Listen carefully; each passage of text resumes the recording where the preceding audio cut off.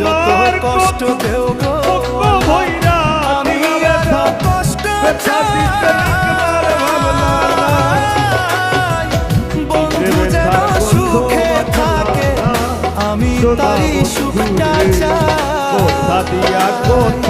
যত কষ্ট দেও গো আল্লাহ আমি আরো কষ্ট চাই। আমার প্রাণের ময়না বন্ধু যেন সুখে থাকে